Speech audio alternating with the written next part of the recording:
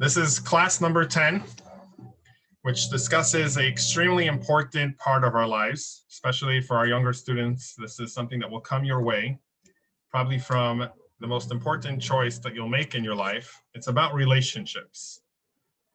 What is a relationship? Who do we choose as our relationship? How do we know it's going well? What does the Torah have to say about it? It's not like the Torah is irrelevant and it's just modern society which teaches us about what love is and what a marriage is, but actually the Torah discusses it way back, and it has the formula for how to have a happy and healthy connection, love, relationship, and marriage. So we'll start with the overview. Stern, if you'd like to read the first paragraph. We are all looking for love. As one of the most powerful human emotions, love can also be the most volatile, mysterious, and difficult to find. When seeking love, you have to first know what real love is and how to turn the early feelings of exhilaration into something deeper and more enduring. Unlike popular culture, which often describes a self-centric approach in romance, Tara writes a different kind of love story. Real love, Tara explains, is holy and everlasting and is forged by acts of giving, not taking. Okay, so we're going to explain everything that we discussed in this overview in greater detail throughout the class. Let's scroll down for a moment here. We're going to get to the key points again at the end. And Sheila, if you'd like to read this introduction.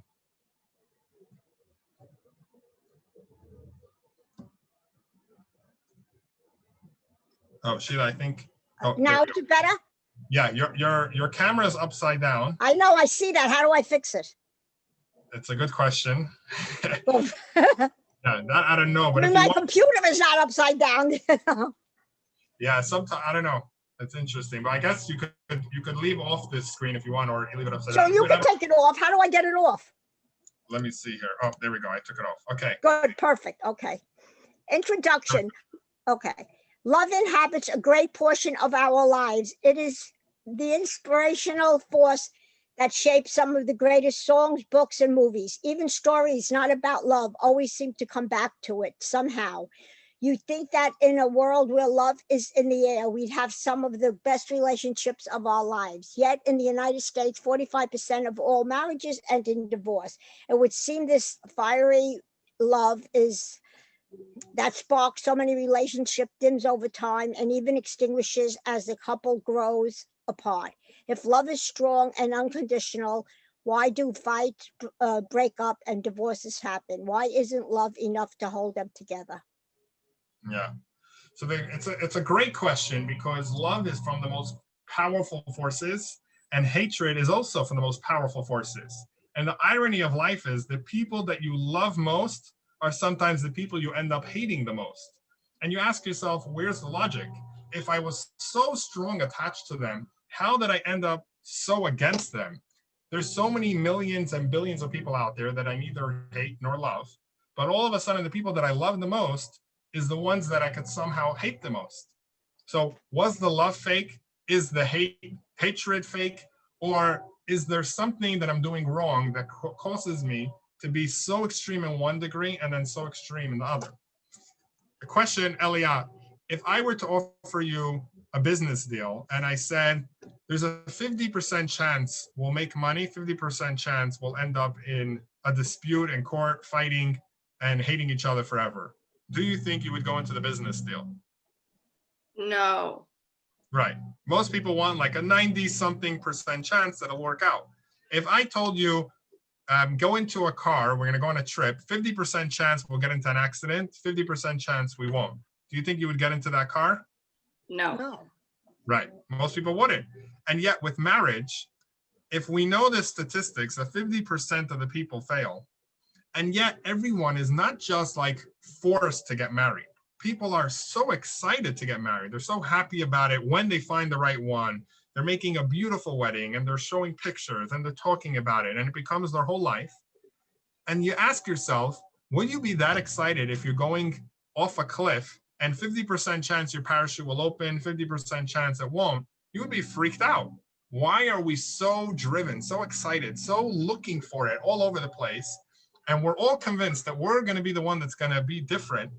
And yet, if you see so many people went into down this cliff and so many people didn't make it, what would make you think as an intellectual, smart person that you would be different?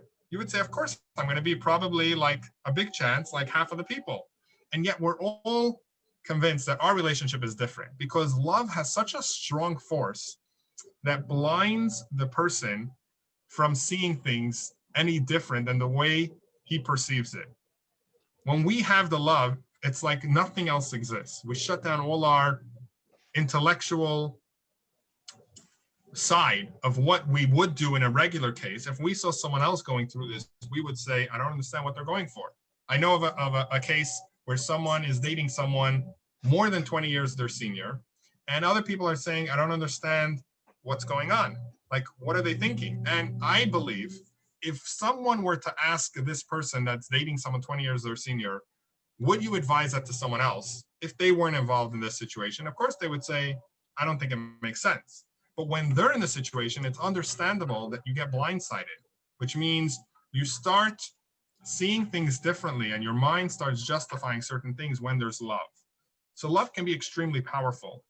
But as we see, love is not the make it or break it. So many people love a certain person, and then things fall apart so fast that they say, either I never loved them or something is wrong with love. And there's some people that actually, there's therapists that believe that this whole love idea of marriage is all a myth. It's not possible for someone to really love another person forever and be married to them.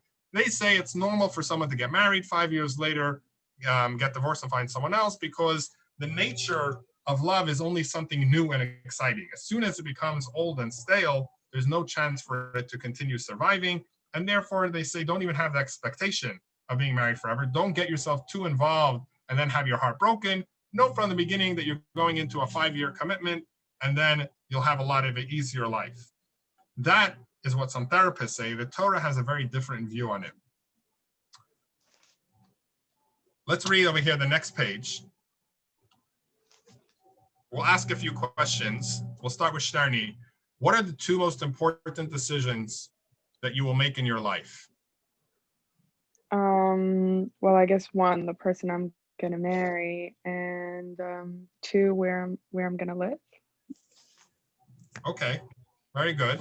Now, we assumed over here that you would probably say job and marriage, but okay, you said where you live and your marriage. Now, let's switch, Shtarni, the second question. What do you do to prepare for those tasks?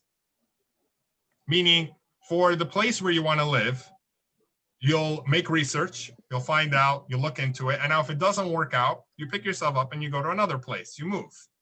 It's not a big deal. You didn't break anyone's feelings. You didn't destroy your life by switching locations. People move around many times throughout life.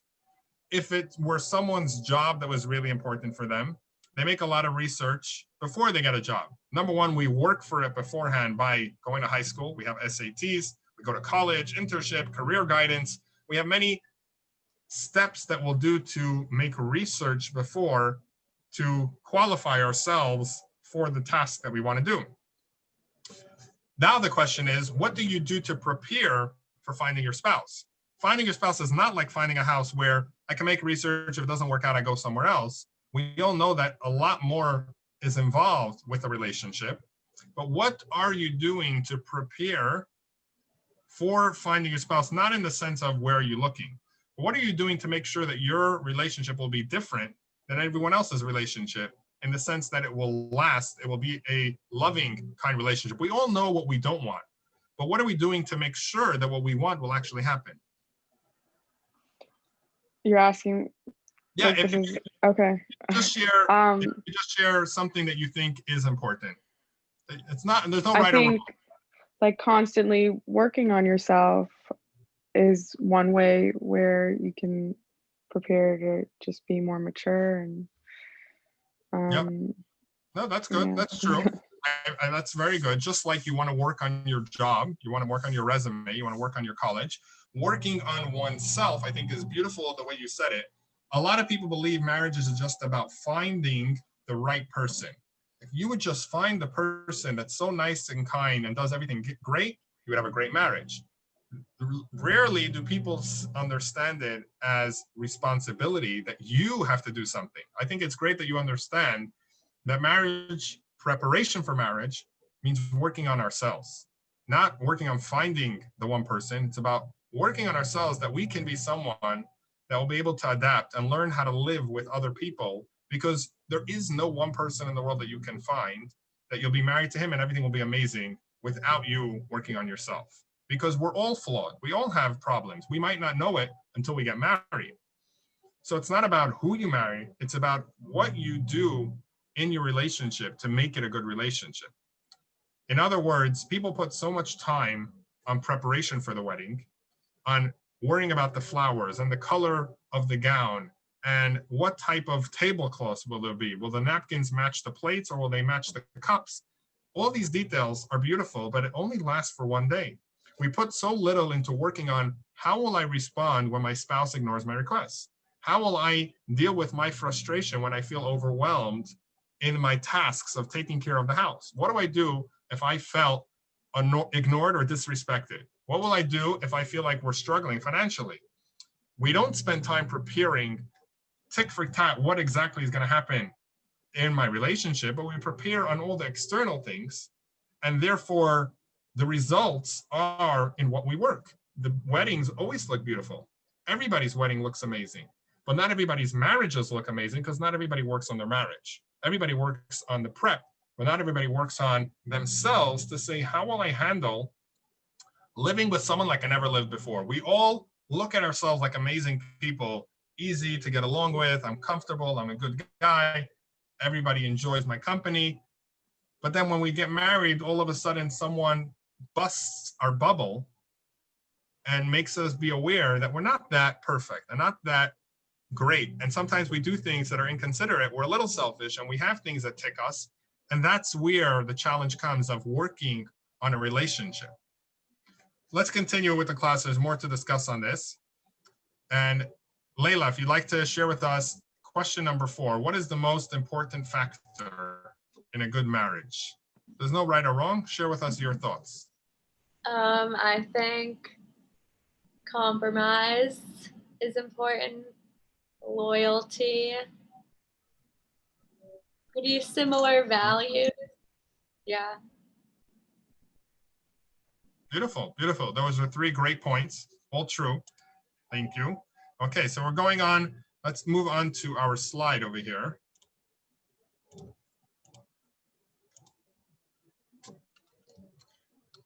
So you should see now, Elia, if you'd like to read this question. How do I know that whoa, I haven't spoken today yet. How do I know that I'm experiencing true love? How do I know that I will not fall out of love? What is true love? So what's your thought? How would you know if you're experiencing true love or some type of love that you're going to fall out of? I think for a lot of people, like I've never been in love, but like I assume that you just kind of know it. But then again, like we just talked about the divorce rate. So I don't really think that anyone will truly know, like, if they're not going to fall out of love or what true love is. Or if just the person's really. I agree with you. Good point. I missed the last point you said. Oh, it doesn't matter. Okay, so you do have a very good point. Everybody that's in love thinks that they're in true love, but somehow many people are not in true love, or somehow they fell out of love. So then the question is, how do I know if I'm really in true love? No one thinks I'm getting married to my wife. I don't really love her, and I know we're going to get divorced, but I'm going to make as if I love her. Everybody really thinks that their marriage is going to be perfect and last forever. I don't know if everyone, but most of the time, that's the way people think. And yet so many people are wrong. So clearly there's something that is off. So let's start with the foundation of what love is not. Let's read, Sheila, if you'd like to read here, A. How do I know that I'm experience true love? So this one, the next, I'll scroll down a little bit. There's highlighted, A. I only get to where it says, what is true love? I don't see anything else. Oh, Oh, sorry. I forgot. I didn't switch screens. Okay, there we go. So where it says A now. I don't have an A. Oh, now I have an A. Okay. Selfish love. Love is often considered a selfish emotion. We love things that make us happy and feel good. This selfish love is not real. Torah explains only a love that gives has the power to endure. Very good. So to clarify what you just read, let's think of, if we can take someone to volunteer. Layla, can you think of an item I love? Give us an item you love. Just, it doesn't have to be a lot of thought involved. Just quick answers. What's an item you love, Layla? Flowers. Okay, a food I love. Matcha. A place I love. Israel. Okay, a person you love. Elia Grood. Okay, great. Now, can you tell us, what do all the items above have in common? Israel, Elia, matcha. I'm not sure if you're referring to matzah or if it was some other food that I don't know, and flowers. What do you think they all have in common? They all make me happy. Very good. You got to the right point. There's nothing in common between the things. The only thing in common is you. These are different kinds of love, but what you really mean to say is, when we say we love something, we mean I like the way that makes us feel. That makes me feel. Meaning all these things make you feel good. And therefore you like it, which is not a problem. We're human. That's the way we behave. But love means that this object stimulates and awakens within me good feelings, either good taste, good smell, good enjoyment, good memories, and therefore I love that thing. That's why we call it selfish love, which is normal. We're going to explain in a moment why they split up over here, selfish, as if two words. Let's look at a beautiful video that brings out this point. This is again from Rabbi Twersky. We've had him before speaking at one of the other classes. Young man, why are you eating that fish? And the man says, because I love fish. He says, oh, you love the fish. That's why you took it out of the water and killed it and boiled it. He said, don't tell me you love the fish. You love yourself. And because the fish tastes good to you, therefore, you took it out of the water and killed it and boiled it.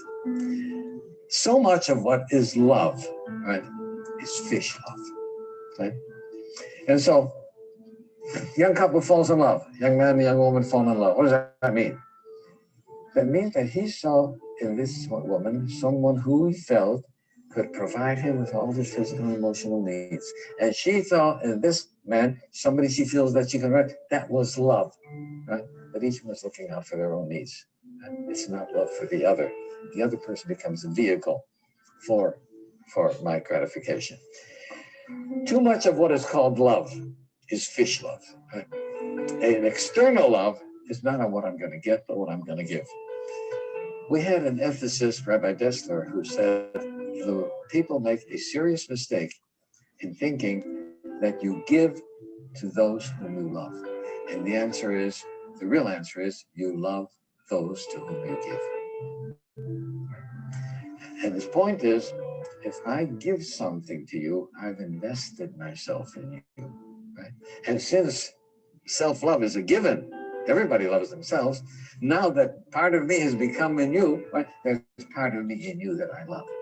Right? So true love is a love of giving, not a love of receiving.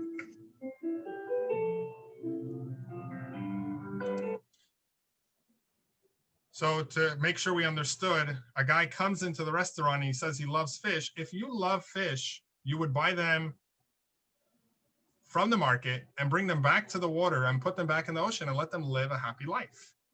You don't love fish. You love your taste buds. You love yourself. And therefore the fish serve you and therefore you enjoy them. That's why we don't use the term love for food. You say, I like food, because you don't love the actual food. You love yourself, but you like this food, which assists you in loving yourself even more.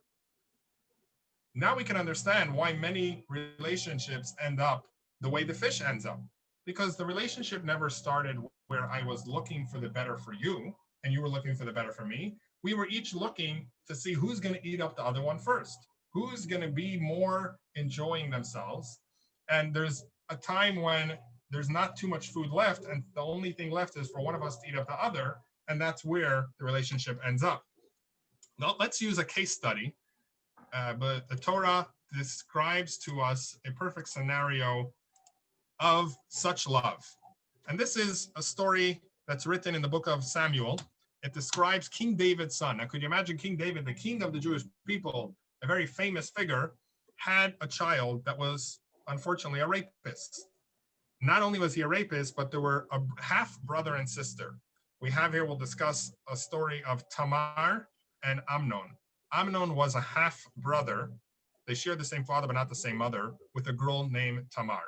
So it skips through a little bit of the verses over here. Wherever you see ... it's skipping through just to get to the point. But let's have, Shtarni, if you can read for us this box. Love is never forced on another person. And it came to pass after this that Avshalom, the son of David, had a fair sister whose name was Tamar, and Amnon, the son of David, loved her. And Amnon was distressed to the point of making himself sick on account of Tamar, his sister, for she was a virgin, and it seemed difficult in Amnon's eyes to do anything unto her. And Amnon lay down and find sickness, and the He faked being what? sick. He Okay. feigned sickness, he faked it. And the king came to see him, and Amnon said to the king, "Let my sister Tamar come now and make 2 dumplings before my eyes, that I may eat from her hand." And she brought them near to him to eat. And he took hold of her and said to her, "Come lie with me, my sister." And she said to him, "No, my brother, do not force me, for it is not done so in Israel. Do not do this, I guess, wanton deed." But he would not heed her, and he overpowered her and forced her and lay with her. Yeah. So now the question is, we're not discussing if what Amnon did was correct or incorrect. Of course, it was absolutely forbidden and wrong. But the question is, do you think, if you're observing the story, do you think Amnon had true love for his sister? No. Shtarni, do you think from this story, again, what he did was Absolutely wrong, not. right? He did not have true love for his sister. And let's see over here, the commentary says right here, Elia, if you'd like to read over here, source number 3, Jewish scholars, and then read the next 2 small paragraphs. Jewish scholars explain that the feelings Amnon felt for Tamar were never real. Instead, they were defined by self-satisfying motives. Oh, self-satisfying. I thought it was like a dash. Yeah. Which is a love that is dependent on something. The love of Amnon for Tamar. For he did not love Tamar, rather he loved himself for the pleasure he would get from her. So the Talmud, the Mishnah in Avot, again for Layla, says there's 2 types of love. A love that's dependent on something will not last. What does it mean, a love that's dependent on something? And the Mishnah uses this story as an example. It was dependent on what Amnon is enjoying. It wasn't dependent on his sister. It was his love for himself, and therefore such a love does not last, because as long as he can use them for his love, he needs them. As soon as he's done, he trashes it, right? Which we'll see later on. We're going to quote the verse where it says that not only did he not continue loving her, once the story was out, it says that he hated her more than he loved her before. We'll have that later on, quoting that verse. Shows you that from the beginning, there was never real love. Whenever someone turns out to hate someone more than they loved them in the first place, it's because there was never love. There was convincing yourself that you loved them. You always loved yourself. Think of it, not to get too graphic, but I think to be open and honest about this discussion. When someone goes to a prostitute, they don't love the prostitute. At no point do they love them. And that's why many times crimes happen with prostitutes. They're not paid, they're killed, they're tortured. The person loves themselves. They're using the prostitute to give themselves more gratification. And the prostitute doesn't love the subject that's paying them. They're just doing it because they want the money. That is not true love. And it's sad if a marriage turns into that type of relationship. It might not be openly said so, but if that's what it's based on foundation-wise, there's no chance for such a marriage to survive. Let's look over here at our next slide.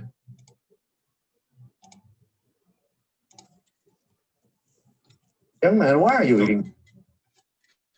And Layla, if you'd like to read for us this question. When we love someone because of the good feelings they give us, then whom do we really love?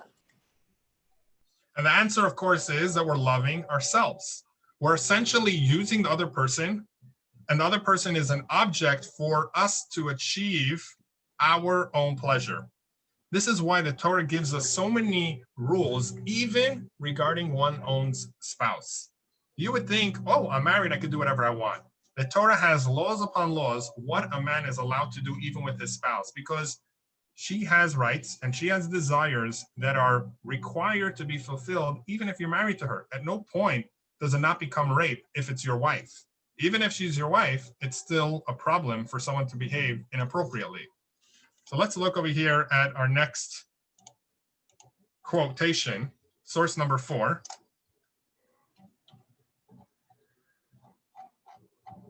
And Sheila, if you'd like to read here, source number 4, setting the tone. These are the desires of his wife, Eliezer. Says he should seduce her at the time of the relations. Yehuda says he should make her happy. Yes, I don't know what the word is. At the time of relations with a matter of a mitzvah, as it states, one who observes the mitzvah will know no evil. So to clarify what it says here, this is from the Talmud, that a man is responsible to fulfill the desires of his wife. What are her desires? Never to be with her unless she is happy to do so. You have to seduce her, meaning even if someone's own spouse, a person has to make it that the spouse wants to be with you. It should never be out of, this is what I need. It's serving them and not serving yourself. And the Rabbi Yehuda adds that you have to make her happy.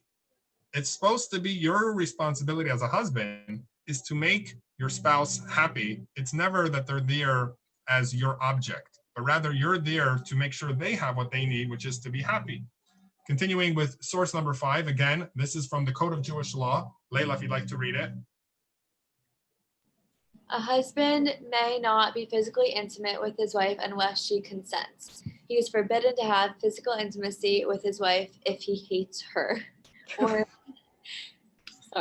if he has decided to divorce her. They are forbidden to be intimate if either one is drunk. Good rules.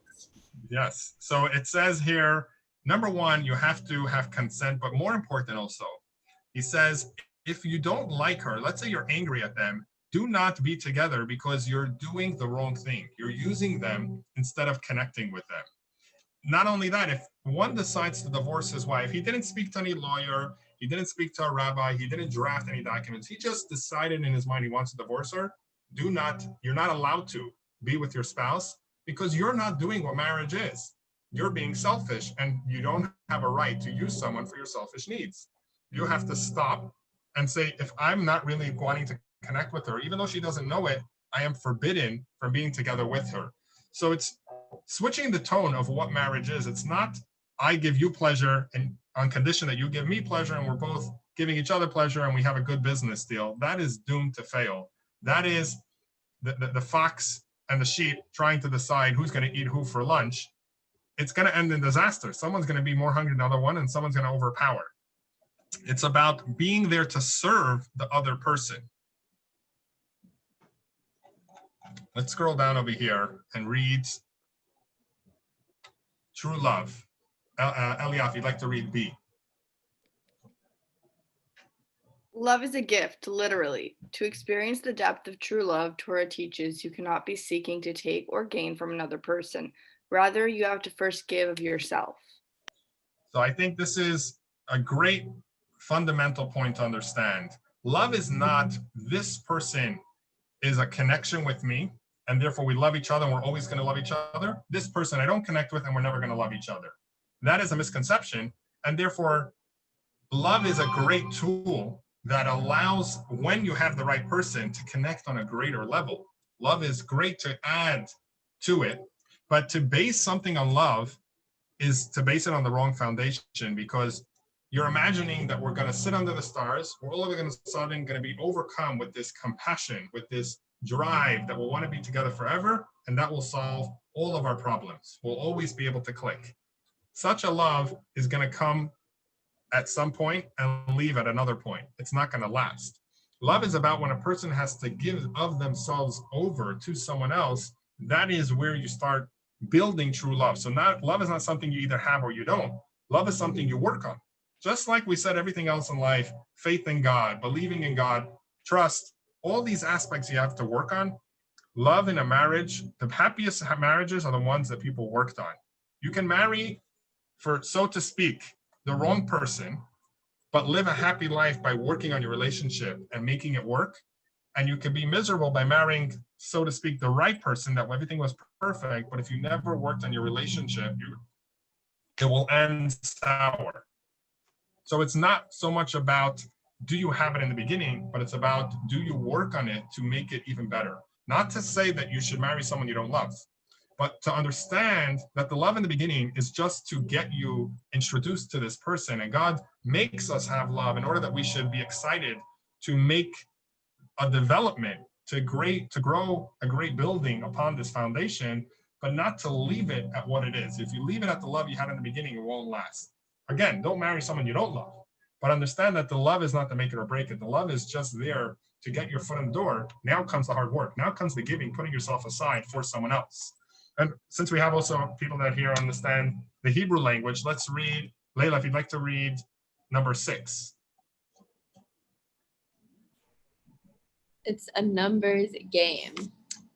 Ahava, Hav, what? Yeah, it's going to explain. Yeah, read it. Oh, okay. Ahava has at its root the word hav, give. For love is the desire to give to someone else unconditionally. Giving is when I extend myself out to the recipient and feel a part of myself within the recipient. Ahava has a numerical value of 13, which equals echad, meaning 1. This indicates that the essence of love is giving, and through giving, two people can become one. This is, unfortunately, the opposite of what is often meant when a person uses the word love. So he says here, the root of the word ahava is hav, giving. Think of it as much as we know our own problems, we still, most of the time, love ourselves. We think of ourselves as, okay, I can understand. We forgive ourselves. We explain, we justify. If you want a great relationship with someone, stop seeing yourselves as two people. Start seeing yourselves as one. True love is seeing yourselves as echad, one, which we'll quote again more about this later from the verses of the Torah. As much as your right hand might make a mistake, your left hand is always there to support your right hand. If your right hand lifts something that's a little too heavy, your left hand doesn't say, why did you do such a stupid thing and lift it with something so heavy, try to lift it by yourself? I'm not going to help you. You suffer the consequences yourself.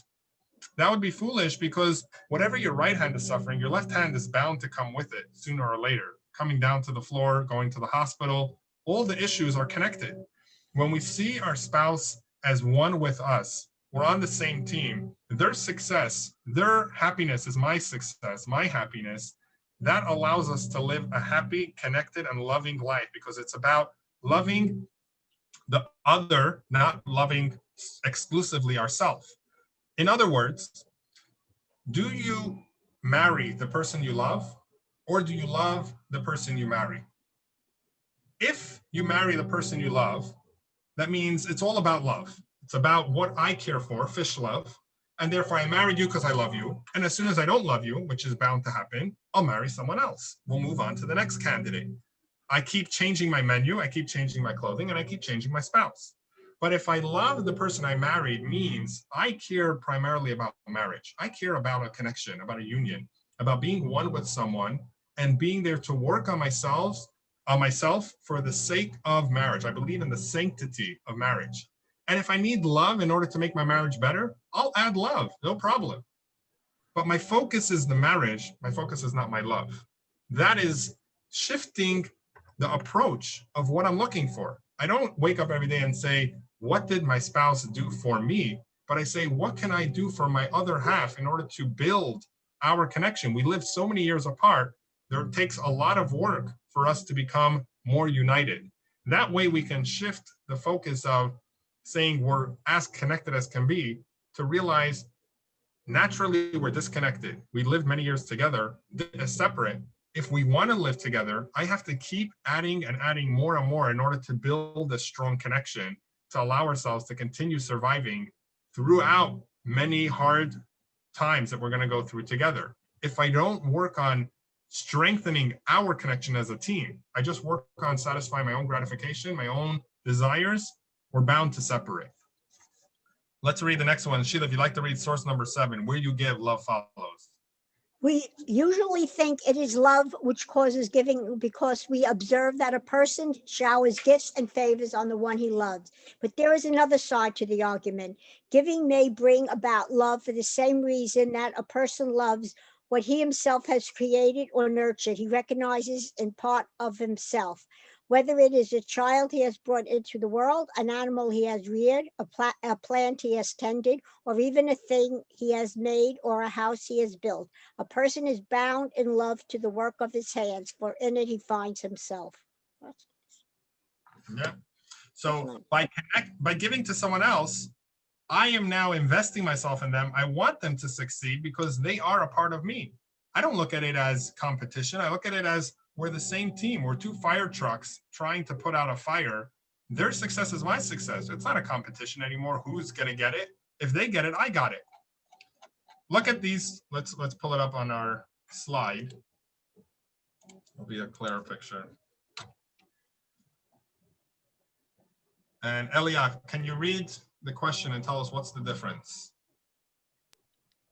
What is the difference between these 2 sets of flowers? One of them is alive. The other one is, is the other one dead? I don't know. One of them's like messed up. So I'm not a florist. Right. I'm not sure. No, that's true. But I guess whoever did this, they should have not focused on that part. You are right. That one is all over the place and one is more organized. But look at something else. I'll give you a hint. Look at the stems. Do you see a difference? Oh, one of them has been watered, maybe. No, the intertwined. One is intertwined and the other ones are separate. Right. Very good. Maybe the reason why, I don't know if you see the mouse, but the reason why this one on the right is all over the place is because he doesn't have something holding it in place straight, and therefore bending over. The one on the left, they're intertwined. When they're intertwined, they grow together. They're growing as a team, and they hold each other up. They hold each other together as one. When a couple lives with giving for each other, it's not just that I'm giving for them in order for them to take advantage. I don't go out to a stranger on the street and say, here, take all my money. I give unconditionally, because then they'll take my money and leave. With a spouse, we're both here to produce the beautiful bouquet of flowers. So the more we intertwine with each other, the more we grow together as one, and we're helping each other. So by giving to them, it allows us to grow to our full capacity. Here's a beautiful video. This is a woman that is now a lot more, I guess, intelligent on her views. And she speaks about how when she was younger, let's hear for her own accounting of the story.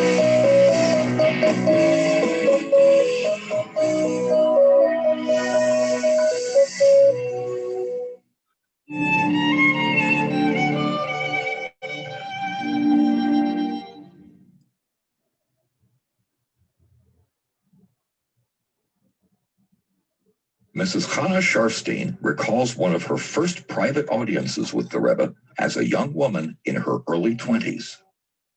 I really enjoyed going in for every Chiddush that I had with him. It was a very special experience to have a private audience and be able to really relate to the Rebbe. And he was extremely easy to relate to. It was always a very pleasant, very warm, comforting experience. And you always left feeling on a high.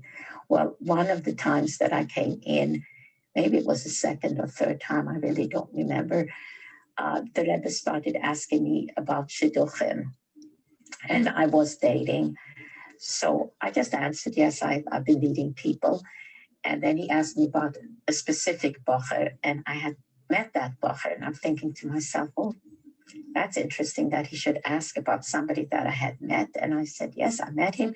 Very fine bocher, very nice bocher, but it's not for me. So then the Rebbe smiled and he said, all right.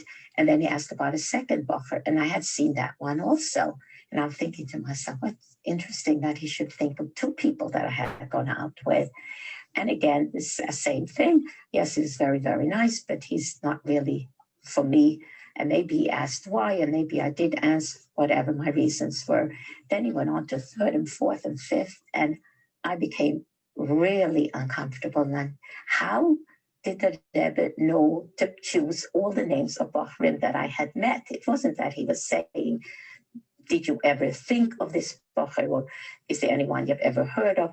I was just absolutely overwhelmed that he should say names of people that I had actually met.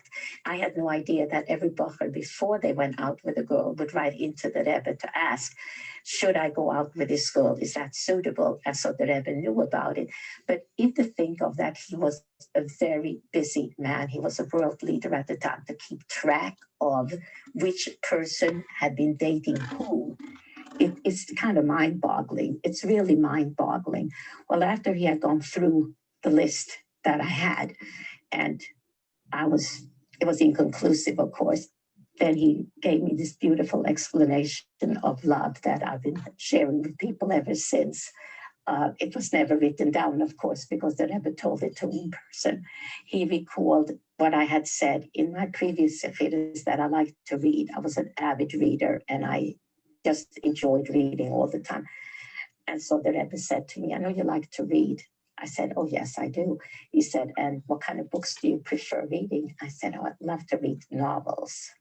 The Rebbe said, well, novels are in the category of fiction, and fiction is not real. Fiction is make-believe. So whatever you read in a novel is just make-believe. It's not what happens in real life. It's not like two people meet and there's this big blinding storm of passion. That's not what real love or real life is all about. It says two people meet and there can be a thread of understanding, and it's like a tiny, tiny little flame. And then as these two people merge their lives and decide to build a home together and raise a family through everyday activities of life, through caring and sharing, to committing to each other, to going through the daily tribulations of life, this little flame grows ever brighter and gets into a much bigger flame until these two people started out as virtual strangers. Their lives become intertwined to such a point that neither one of them can think of life without the other one. He says that is what true love is all about. It's these small acts that you do on a daily basis that make you become, instead of you and I, it becomes us.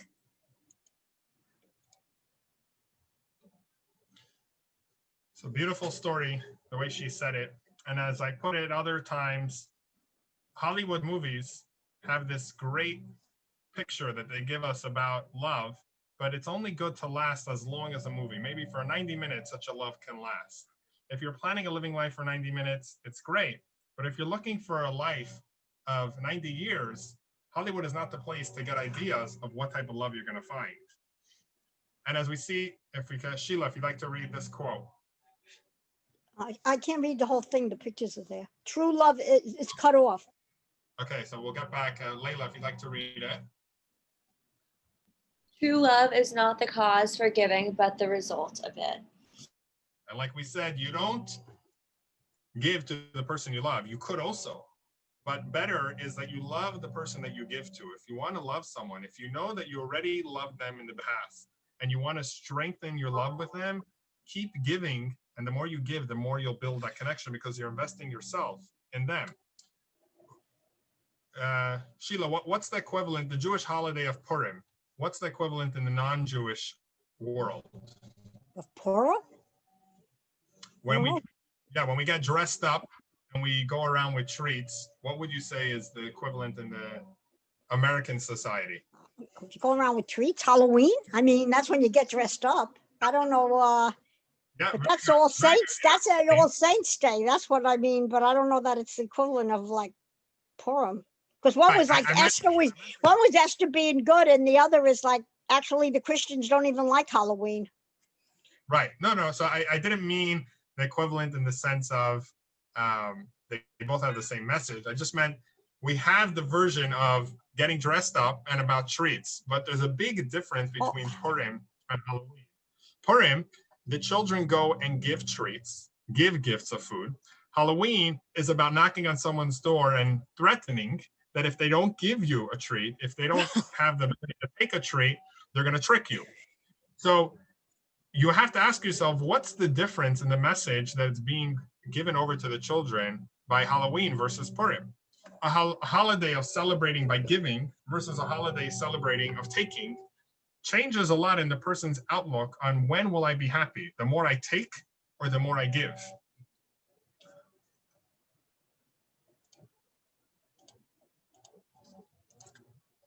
Going further in the class, now that we discussed what love is, let's see, how do we work on lasting love? Elia, if you'd like to read C. Love is an unselfish experience. Real unconditional love is the only kind that lasts as we grow and change with the years. Do I read that little thing underneath? Yeah. Read the next line. Having true love, a love of giving, is also the key to having a lasting love. Very good. So if we're on the right track of real love, how do you know it's real love? Which we asked in the beginning of the class. You're loving someone and you want to know, is this love going to last forever? That's the big question. Everybody says, is this the right person? Everybody debates. They're not sure. Is this the right person for me or not? The answer is not so much on who the person is, as much as it is on what's the character that you and that person will continue doing in the coming years. You guys will shape what that seed, that extra dosage of love that you had in the beginning, what are you going to do with it? Is it going to be wasted? And then you'll have nothing left. And then you say, we just grew apart, which you were doomed to grow apart from the beginning. Or you can say, me and them, I'm looking for someone that has the same mindset as I do. Like Layla said, you're looking for someone that has the same mindset, or if it was Shtarni, I don't remember who said it. What type of mindset do you want? Someone that is looking to make a marriage work. Someone that's looking to invest, to put in from themselves, to be able to give up from their own desires, to compromise in order to be there for the other person. That is the type of person I want, because we're going to have lasting love, because we're going to work on it. We're going to give, we're going to be there for each other to make sure that this love lasts. Looking back at our story of Amnon and Tamar, let's have Shtarni, if you could read source number 8, read the line and then continue with the verse. Selfish love turns, let us continue with the Amnon and Tamar story.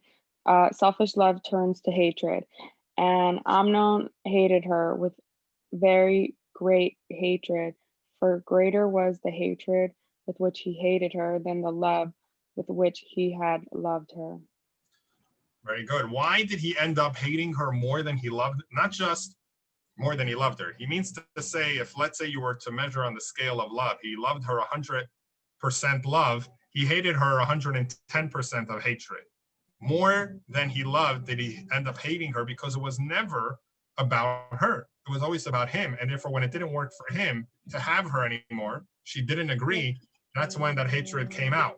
Let's look at the commentaries, and Layla would like to ask you to read from Avot. This is a continuation of the previous Mishnah that we had before. A conditional love that is dependent on something, when that thing ceases to be, the love ceases. Love which is not conditionally dependent on something will never cease. Which is a love that is dependent on something? The love of Amnon for Tamar. Very good. And read the source number 10 as well, which is commentary on that Mishnah in Avot. Loving the way someone makes you feel isn't real love. For he did not love Tamar, rather he loved himself for the pleasure he would get from her. Therefore, when he satisfies his pleasure from her, it is written, and Amnon hated her. Very good. So getting back to fish love is not only selfish, but it's also bound to die. And ultimately, it's going to stop satisfying you. Any type of selfish love, where it's all about my desire for something that stimulates me, that love is not going to last. Because if you love something and how it makes you feel, ask yourself what is going to happen when that thing doesn't make me feel like that anymore. And the answer is, look what happens. People that love their spouse because of the way they make them feel, as soon as their spouse does not make them feel like that anymore, they look for another spouse. The number one reason for cheating is that exact reason. I wasn't getting from my spouse what I wanted, so I looked elsewhere. That means it was never about my spouse, it was always about me. And wherever I can find it, that's where I go above all costs. That's someone saying, I want to get married to ice cream because I love ice cream. I'm just going to have ice cream the whole day. We all know that would be a very foolish thing to do, because as much as you love ice cream, I have no doubt that you love ice cream will only give you a high for a limited amount of time. You cannot eat ice cream day in, day out, every single day. Imagine you're a guy that loves 20 different flavors of ice cream, and then all of a sudden you decide, you know what? I decided chocolate's the best. I'm just going to have chocolate ice cream the whole day, breakfast, lunch, and dinner for the next 90 years. You're going to get sick of it and you're going to throw it out. Why would you commit yourself to something if it's just because you love it? You're not going to love it forever. You're doomed to fail, because there's a limit of how much your immune system will get that stimuli from the ice cream, where you'll continue getting that high, and eventually you start losing that high, that feeling that you get from it, and you're going to have to look elsewhere. A love that is based on taking will never grow stronger and stronger. It's always going to grow weaker and weaker. The first time you had it, it was great. The next time, a little less. And eventually you get sick of it. But a love that's based on the opposite, when it's a love based on giving, as a couple grows together, the relationship grows stronger and deeper, one with the other. They become more intertwined with the other person, because it was never about me. It was about us. And therefore, I'm working on us. I think something to think about, especially as you guys will be students, when people go to college, the big question, if people stay, if they want to keep their purity, their virginity, and stay loyal to just the person they're going to marry for life, or if they're just going to play around, fool around, which of course is extremely difficult in college to stay loyal to the right values. But if someone were to think of it this way, if a husband is playing around with many people, and then all of a sudden one day he finds this girl that he thinks is perfect, and he's going to stay, instead of now with 25 girlfriends, I'm only going to have one that I'm going to be with. His wife is now limiting him, and he's going to feel that constraint, because my entire life was about being open, tasting many things. And as much as he thought that his wife is so good and so much better than the other 25 people, there's eventually going to come a time where she won't be giving him that uniqueness. He'll get to know her better and see more faults and more problems that he didn't notice beforehand. And then he says, you know what? This is a bad idea. My wife is constraining me from having 25 girlfriends to only one. That was a foolish idea. Let me continue having more people that I can have relations with. Versus someone that stays clean. They stay celibate. They don't get any relations with anybody else. Then when they marry their spouse is not constricting them. Their spouse is liberating them. Their spouse is allowing them to finally work on their garden, work on their relationship with someone that they're loyal to. From the beginning, they never had anybody else. They look at their spouse as, wow, this is the one person that we were able to build up a connection from the beginning. It allows for a more pure and smooth relationship, something that the person has an easier time to work on, versus when they feel like I have many options and there were other people that I was with, and constantly comparing one with the other. Let's watch here a clip.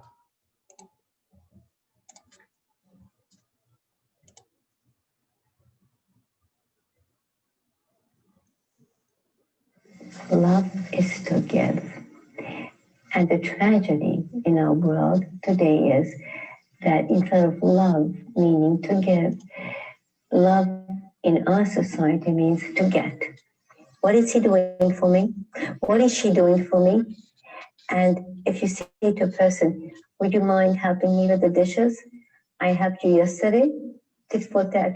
Today, people need an accountant in their relationship to balance things. He did this, she did that. I visited your mother, now you have to visit my mother. What are you doing? You visit his mother because you want to give. You visit her mother because you want to give. You are kind, not because you're going to get something in return. It's not a business deal. For people, love has become, unfortunately, in our society, a business deal. Love is to give unconditionally. Look at a nursing mother. Just consider it. The more milk she gives, the more milk she has. A young couple came to me once and they said they want a divorce because the love dried up in their family. And I said, no way. You were dried up? Your giving has dried up. Just like that nursing mother. If you give, you have milk. If you don't give, if you stop nursing, if you stop giving, the milk dries up. The moment you stop giving, your love will dry up.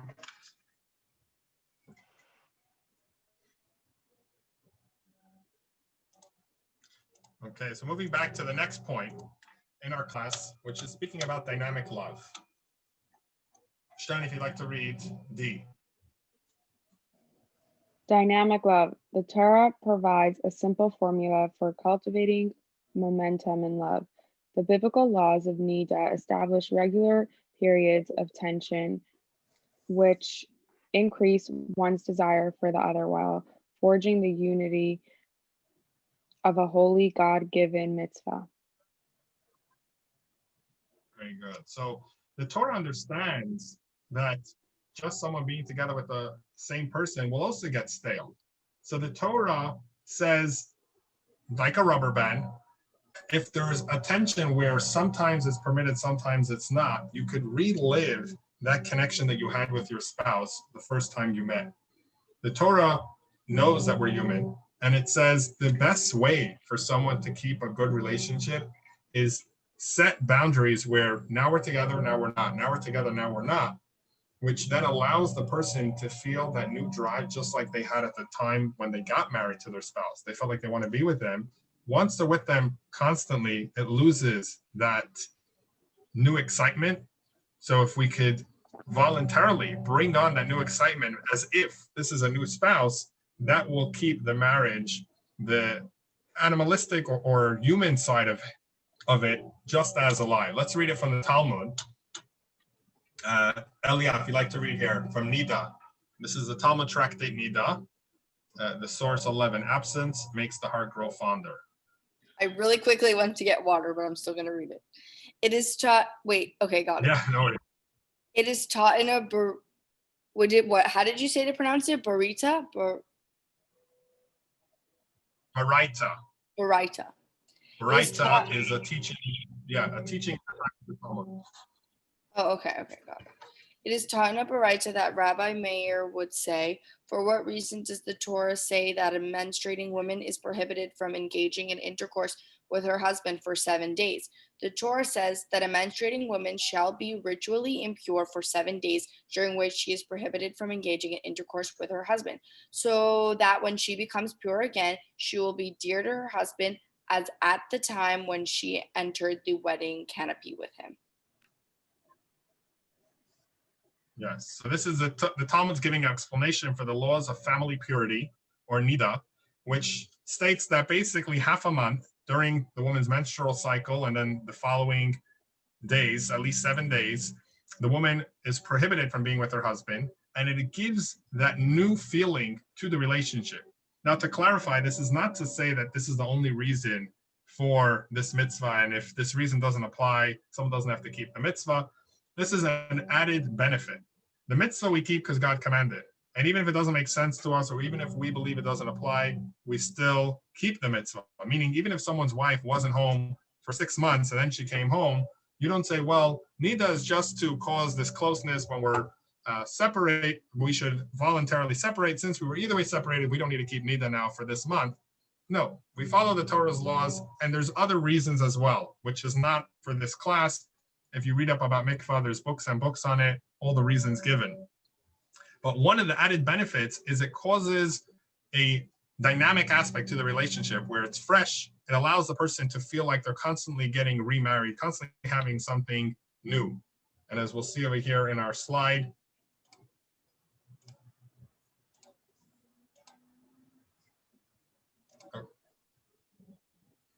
here you have pictures of mikvah. You've probably seen it.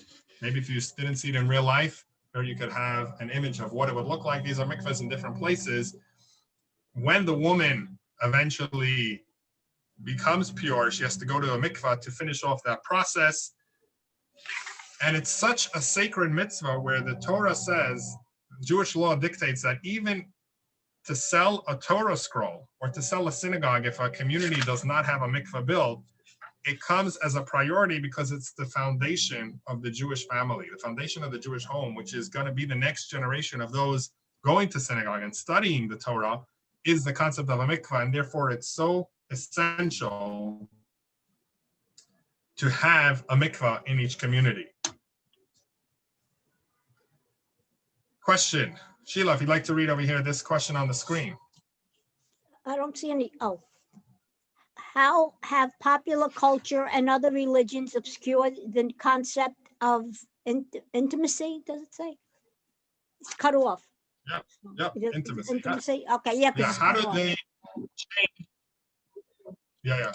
How do they change our view, the popular culture, and what they teach us? So let's read some sources inside of what's the Jewish view of holy love. Layla, if you'd like to read E. Holy love. God's creation of the universe was the first act of love. When we have a holy union, we are not only fulfilling the will of our Creator, but we are actually mimicking Him. So this is an additional aspect of the class to say that it's a holy aspect. Other religions believe that having relations is something disgusting, prohibited. It's something that God allows some people because we don't know how to control ourselves, but it's not ideal. Judaism actually says that this power is so strong because it could be the holiest act that someone can do is the act of intimacy, the act of a good relationship.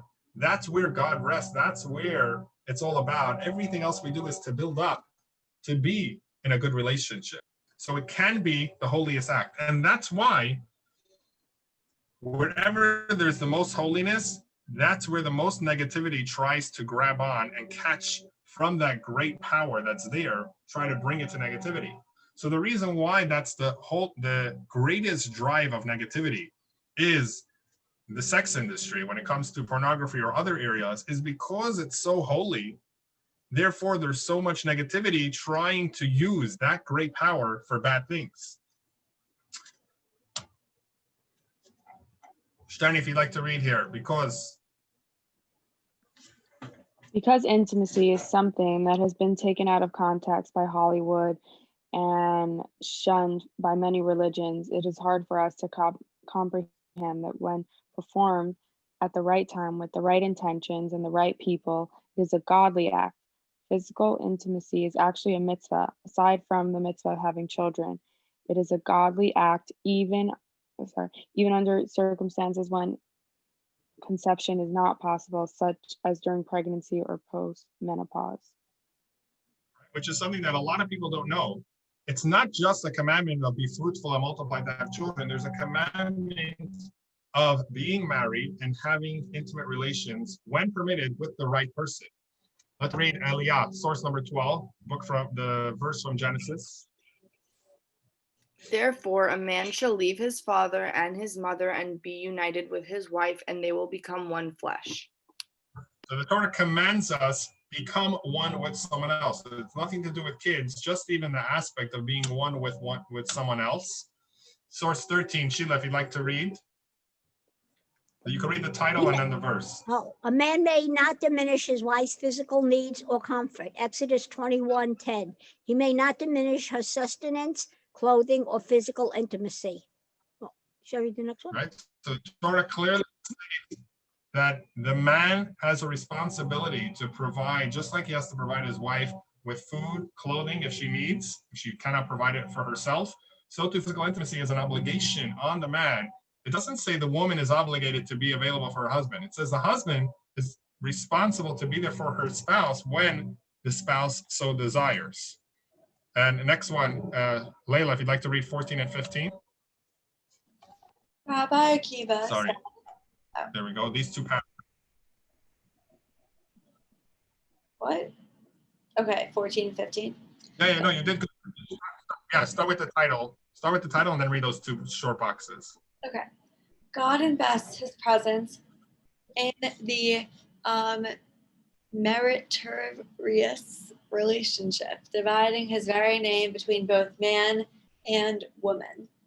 Rabbi Akiva said, if man and woman merit, the Shekhinah, divine presence, dwells between them. Next one. For God had divided his name between them. The Yud is the man, Ish, and the Hey is the woman, Isha. Very good. So in Hebrew, you have here on the side Ish. The word Ish is Aleph Yud Shin. It has the Yud in the middle. Isha, the woman, has the extra Hey. So they're both fire. The woman and the man, if they don't have God's presence, the man takes out that Yud that I highlighted on the screen. The woman takes out that Hey. Yud and Hey makes God's name. If they do not have the godly divine inspiration of how they're going to run their life, what do you end up with? By the woman, you have Aish. And by the man, if you take out that Yud, you have Aish. Aish means fire. No wonder why many marriages are fiery storms. Because if there is no direction of I'm here to serve God, I got married because God commanded me to get married, it's going to turn into a fire that will consume and destroy the home. But if you bring God into your marriage, if you have a meritorious relationship, which means you have a relationship that's a positive one, based on the right foundations, God dwells in the home. Like we had in this quote in the Talmud, the Shekhinah dwells between them. So if you want, not only does God run away from the home when someone's having marital relations, but God actually dwells in the home when there's positive marital relations. That is the greatest gift that one can give in their home to God. We'll see over here in source 16. Stein, if you'd like to read. A wife for the high priest. 7 days before Yom HaKippurim, they removed the high priest from his house to the chamber of the counselors, and they set up another priest to take his place, lest something should occur to him to disqualify him from being able to worship. Rabbi Judah said, they even prepare another wife for him in case his wife should die, as it says, and he shall make atonement for himself and for his house. His house, this refers to his wife. So this is a quote from the Talmud, starting from the Mishnah, based on a verse in the Torah, that the high priest, the holiest man in the Jewish nation, on the holiest day called Yom Kippur, when he would go into the Holy of the Holies, he must be married at the time. If he was single, even because his wife passed away, he was not able to go into the Holy of Holies. You would think the high priest should be by himself. He should never be married. Why should he interact with such despicable actions that is mandatory but not exactly up to par with who he should be? The Torah tells us the opposite. Specifically, the holiest person had to be married at that time because it's the greatest act. It's a huge mitzvah for someone to do it in the proper way. As we see here, source 17, if you'd like to read 17 and 18. Okay. It's on page 222 if you have your book in front of you. 222, 17, and 18. Okay, source 17, kindness opens worlds. The world is built on kindness. Source 18, God's gift of love. God desired to create the world in order to be good to his creations, and that they recognize his greatness and merit to be a vehicle for heaven to attach themselves to him. So God wants us. Oh, what was that? Wait, do I read the underneath part too or after? Or like, no. Yeah, you read that as well. Yeah, God's creation. God's creation of the world has an act of giving and a desire to form a union with mankind. Therefore, the concept of loving and giving is intrinsic in creation itself and the entire world. Very good. So this is this quote that we say God built it on kindness. And he says, God wanted us to connect to him. How do we connect with him? By doing the same kindness that God did. Just as God created and gave a world, he didn't take a world to serve him. He gave us life. He gave us everything. And that's why he's invested in the world. That's why he cares. That's why he wants a relationship. So too, God says for you, for mankind, you want to connect with me. You want to know what's the best thing you can do? Have kindness, give to another, create a life for yourself, and then you'll be like God. Then you'll be able to have that relationship, not by taking, but by giving. Let's see it again about made in the image of God. Sheila, if you'd like to read source 19. He used to say, beloved is man, for he was created in the image of God. Especially beloved is he, for it was made known to him that he has been created in the image of God, as it is said, for in the image of God, he has made man. Genesis 9:6.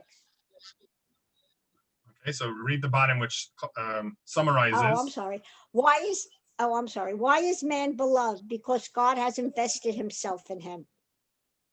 Very good. So this quote again from Ethics of Our Fathers, Avot, is saying, why is man so loved? Because God created him in his image. And therefore God tells us these few texts that we're quoting is trying to tell us how marriage is a holy endeavor. It's like we becoming like God. And therefore God invested himself in us, and therefore he loves us.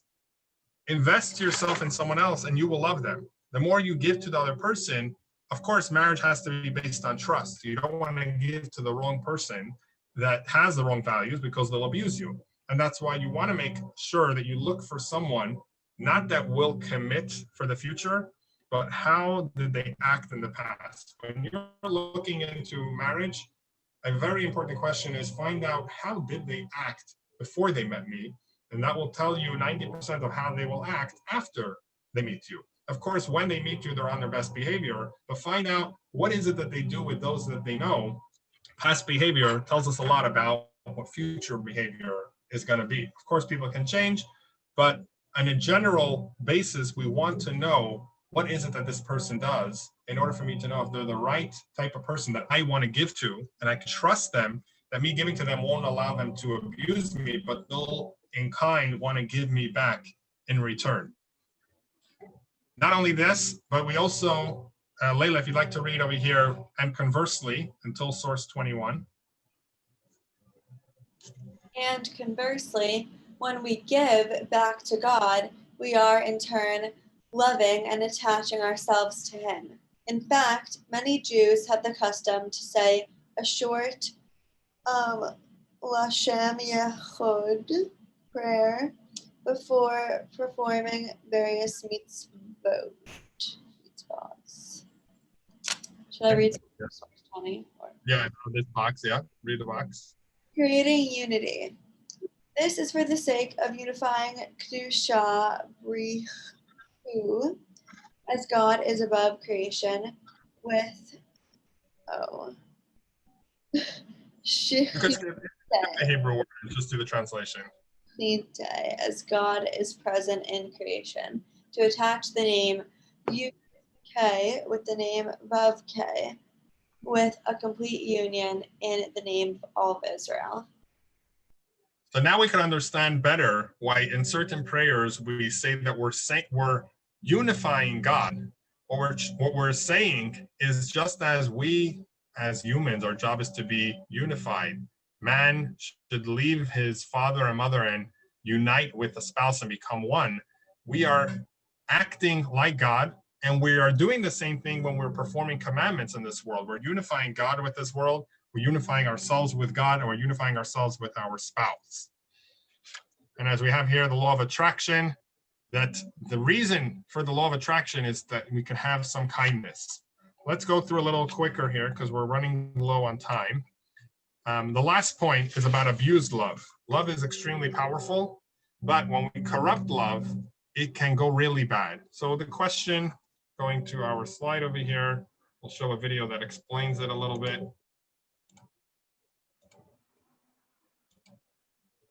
So what's wrong with pornography, which is using this great force for the wrong reasons? And many people will say there's nothing wrong.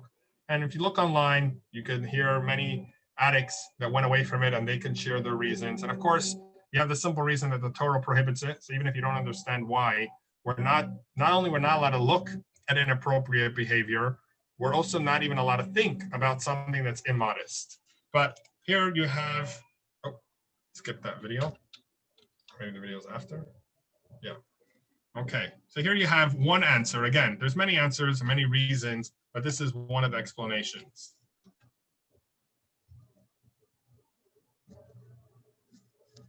Hi, the question I was asked this week is, what is wrong with pornography? I assume the question is being asked from a Jewish perspective. We know that there are various issues, and I'm not going to go into that, things like addiction, this is the dopamine rush, and obviously in terms of relationships, not ideal, unreal expectations, sometimes bizarre expectations of one's partner, etc. There's also issues of exploitation. Again, those are all universal issues. In terms of Jewish law specifically, or Jewish outlook, what is actually the problem with it? So there are many issues. I would really want to focus on one. There was a great sage of the Breslov Hasidic community, Rav Yaakov Meir Shechter, and what he says is based on earlier Kabbalists. He says the following. He says, the definition of holiness in Jewish tradition is giving. That is to say, is looking outwards. What can I do? How can I give? How can I create a relationship? How can I enhance a relationship? It is our understanding of God as the creator and the sustainer. That is to say, he is the ultimate giver. And so therefore, our purpose is emulating God and imitating God, which is the same thing, but emulating and imitating God. And we do that primarily through becoming givers, through giving and creating and enhancing relationships. And that is what we call kedusha, holiness, similarity to God, elevation to a godly state.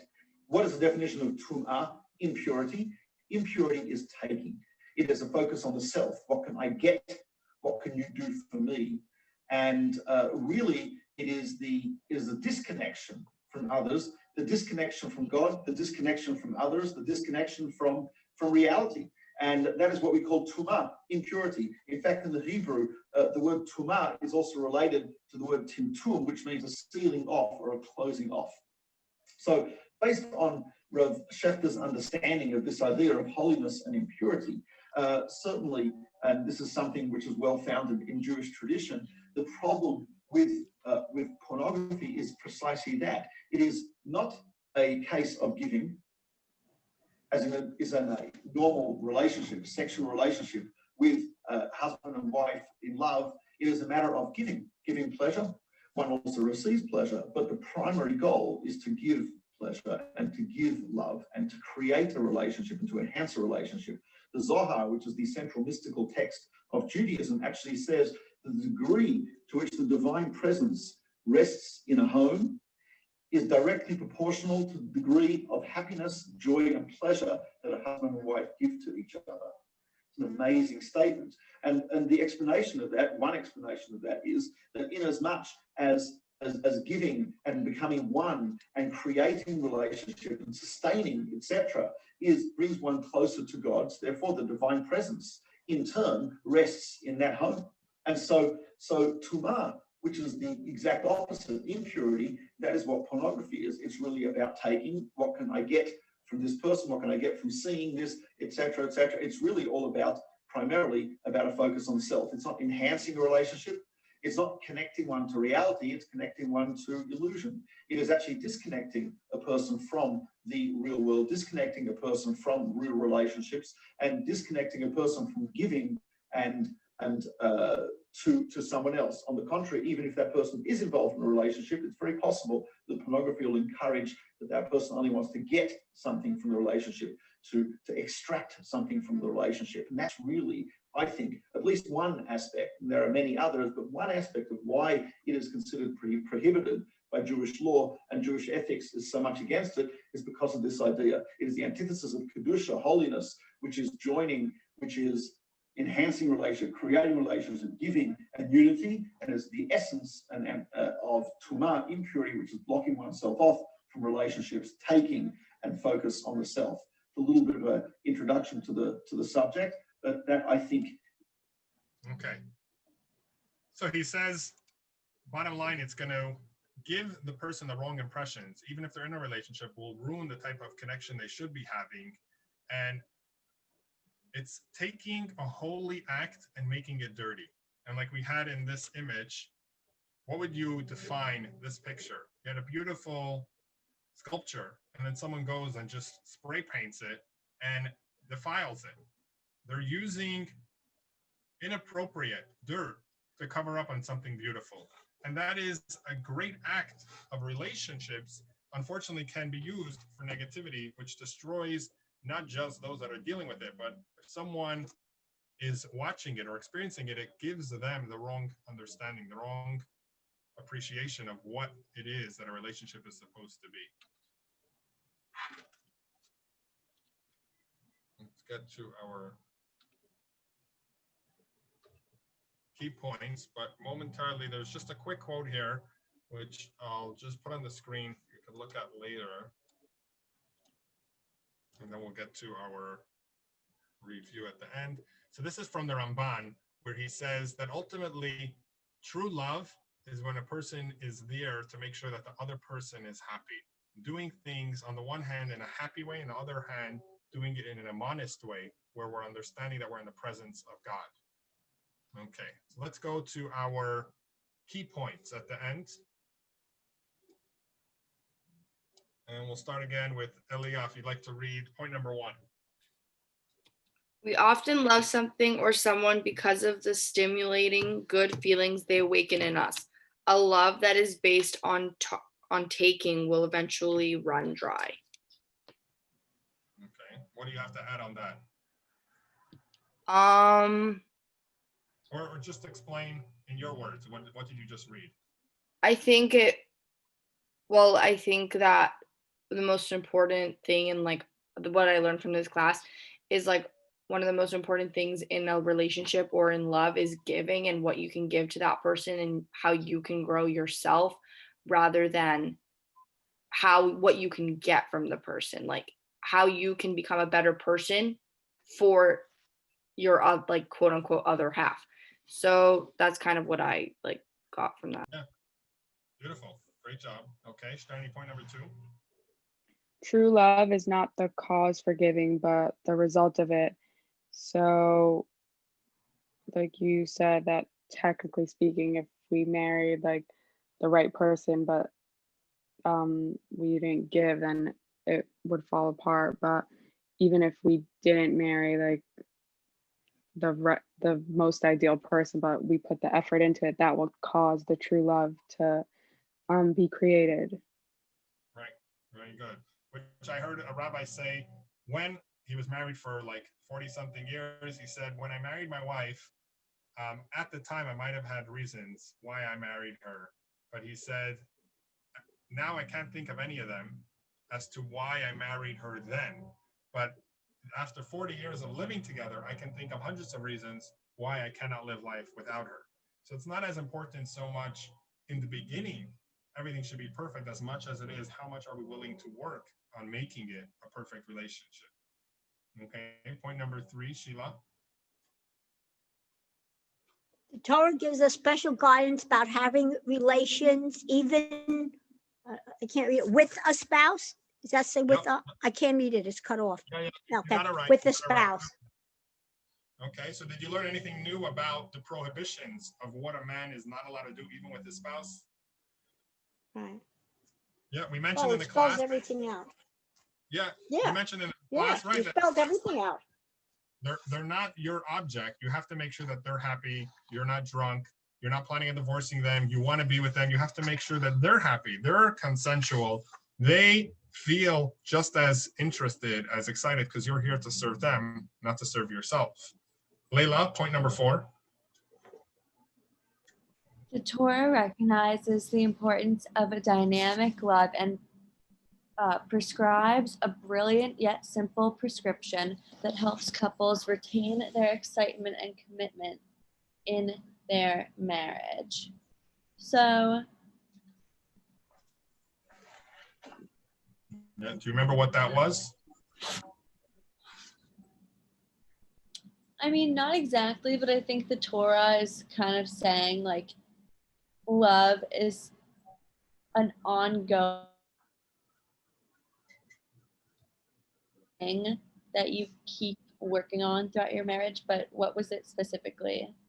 It was referring to the concept of a mikvah, where the Torah understands that if a man, okay, maybe that will remind you, meaning that if a couple can do it every day, any day, all the time, eventually it becomes stale. And that's a reason why people look elsewhere, because they want something new, something different, something. There's actually a great verse in the Tanakh that says, Mayim gnuvim yimtaku, which means stolen waters always taste better. A lot of people have enjoyment when they can do something that wasn't allowed. People want to try things that were prohibited. Tell someone don't look somewhere, they'll look, because if there's a reason I shouldn't look, it must be something really good. So people like sometimes relationships with other people other than their spouse because it's prohibited. So the Torah says we will prohibit the relationship between man and wife, so then they themselves will be like, oh wow, it was prohibited and now it's allowed. It gives a new drive, it gives a new energy, a new life, as if they just got married and right now is the first time that they can live together. So the best thing someone can do for the relationship is accept both partners, of course, beforehand, the concept of mikvah, studying the laws, learning about the separation that has to happen when the woman is during her menstrual cycle and the days afterwards, experiencing that new relationship when it becomes permitted again, which is interesting that even therapists today will tell couples that are struggling in the relationship, they'll say, try to have abstinence for a while and see how things go. The Torah prescribed abstinence way back 3,000 years ago. Okay, our last point, Elia. Torah views the attraction between man and woman as a natural feeling that God intended. Physical intimacy is a mitzvah. When it is channeled correctly, it is extremely positive, but when it is abused, it is extremely harmful. So like what you said, like it's supposed to be something that's like holy, a holy action, and something that is positive when it is done as God intended. Then when people go and turn it into something dirty, something that's like normalized and everyone just is like, oh, this is normal, then it's not, it's harmful. It's not good for people's expectations of marriage, and it's just not what God intended it to be for. So it's not a mitzvah anymore. It's only a mitzvah when it's done correctly. Right. And so another point he's bringing out here, do you think the high priest should be married, or you think because he's the high priest serving in the temple, it's better for him to stay single? I think he should be married because then he understands. Yeah. And that's what we read in the verse, that there's a commandment that he must be married, because that is ultimately the goal of life. It's not to distance ourselves as if this is something wicked and bad that we do privately because it's shameful. We do it privately because it's so holy. The most precious diamonds you don't have out in the open, which I'll finish off with this last point. This is my own idea. We didn't mention this in the class. If we were to think logically, it doesn't make any sense, the temptation and desire that people have for this act. Logically, it doesn't make sense. We cannot explain it. It's just, this is the way I feel. We get so excited when it happens, or when someone sees it, it brings certain type of joy to the person, or certain type of lust, a certain type of attraction. Why is it that we have such a strong attraction? Because it's such a holy act and can do so well. It has a powerful force and holiness, But to counter that, to make it not so easy for someone to use the holiness as it should be, in order for there to be a challenge, a fair balance, where we can choose good or evil, there gets this strong attraction that's beyond logic. It doesn't make any sense that someone feels like they want to do this because it can be used so good. The evil side is so worried that it would be used for the good, so it has to make it super exciting and tempting to use it for the bad. Okay, with that, we'll conclude this class. We thank you all for joining, and we will see you again next week with our next Thank lesson. you. All the best. Thank you. Thank you. Thank you, Rabbi. See you tomorrow. Yeah, bye-bye. Bye.